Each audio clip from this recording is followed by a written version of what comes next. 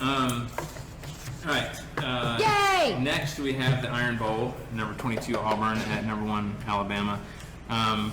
Take note of that ranking for Auburn because it's not going to last very long. So, Bama winning this one 42-13. Jesse getting the point in this one. Yeah, what do you got? I have to say though that being at the house and watching with you, it was quite a different story this year than last year. Yes. You were there was still stress there, but it wasn't nearly what it was last year. No, last year was so painful. It was so painful. And there's those times when Alabama doesn't like wrap up on a tackle, or or that one time we had pushed Auburn back into the end zone. Bo Nix was scrambling back there, and we still let him scramble away for a first down. Those moments give me PTSD. I get very nervous. But no, this was a stellar performance from not only the defense, but the offense. I think that, and if you didn't get to see it, Bo Nix before the game said that he thinks Mac Jones is more of a game manager. I think Bo Nix got managed. He did not pull out his Karen, and he did not get a hold of the manager.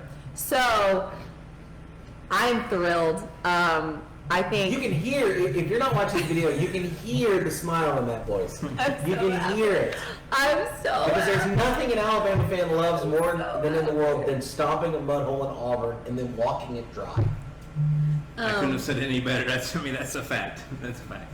And so I'm not a Bama fan myself, but I've been married to one for 10 years, and I'd have to say that is absolutely true. Being around, especially this game. So yeah, I think an important thing was, so for those that maybe didn't keep up, Nick Saban was diagnosed with the coronavirus. He was not coaching in this game. Our offensive coordinator, Steve Sarkisian, was at the helm this time. I think Sark did a great job. I think he truly, called some great plays. And I think that the players really played like Nick Saban was there. I didn't really notice a difference. And as people who have been watching or listening to the show rather know that I'm a little hard on Sark. Maybe Sark's the power behind the throne. No. I think the turnover there Let's is not go that far. But I Jesse's think real quick shut that down, wasn't she? I'm willing to give him the second chance. I'm happy with him now because this is a high stakes situation to get put in when you have to just all of a sudden go for it. And also, Nick Saban is the first coach to beat a team from the couch. So I do want to say that. Hold on now. From the couch. From the couch. If we're talking semantics, then sure. From the couch. Because Hugh Freeze did it from a hospital bed. That's fair. That is fair. But wasn't he up in the box? Yeah, but he was still in a hospital bed. And they panned to him every 35 seconds. Let me rephrase. By the way, from we home. need to talk about game day being in Carolina this weekend. That's something we need to discuss. Go I ahead. won't be there. Daggone. But the Crimson Tide has given up less than 4.5 yards per play in each of their last 3 games and 26 tackles for loss over the last 5 games. It's a great team to watch. It's I think one of the best teams we've had. Which is funny because you probably wouldn't have said that coming into the season with all the No. uncertainty and stuff. No, and I think Auburn, again, it was just that very inconsistent team. They, to me, and you guys can tell me what you guys think, but I didn't think they made very many adjustments at all. I don't think the sweater vest got burned this weekend. They weren't in Jordan hair. Yeah. Oh man. Well, I mean, at some point though, like how many adjustments can you make though if the other team is just better? But Bo Nix, and That's really we hard. talked about it on Saturday, if you pressure him at all, for someone that starts in a Power 5 conference, that boy just chunks it. He doesn't look, he just throws. And they tend to say that he runs a lot anyway, even when he's not in pressure. And we talked about this earlier in the year about how he was doing that, and then they started designing plays around that. They're like, okay, fine, if you're going to run just for no reason, then we're just going to design plays where you run. And I guess they didn't really do that for this game. But, I mean, I don't really know what their options are. And also, I saw people saying, we need to take out Bo Nix. We need to take him out. And For who? that was exactly what they said. Other Auburn fans were like, and putting who? We have no one else that's, at least capable of performing well at this level. So, I don't know. Can I say that the real beef that I had at the end of this though was how Sark does this great job of coaching in Saban's absence. I feel a huge butt coming. Do they talk to him after the game? No. They have Nick Saban on the phone. Really? Yeah. See, I missed that. And I was like, you gotta be kidding me. This guy steps in one of the biggest high pressure situations, one of the biggest coaches in the game is out. He's got to step up. Do we want to talk to him? No. Let's talk to the guy on the phone. I wonder if it's because Saban is such an interesting person to watch on the sidelines, and his media interviews are kind of interesting. And I think they were just hoping he would say something.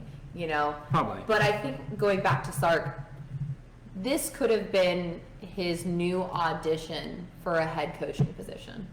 Yeah, absolutely. And I swear, Carolina and You might- Vandy, I am looking at you. You might as well just forget Don't it. you do it. This is the mark of success. Your program succeeds, your coordinators are rotating circle. Another Saban rehab grad. I know you hate it, but it is, in a way, it's a compliment too. And it's not like it matters. We've seen it happen over and over again. It happened with Sark.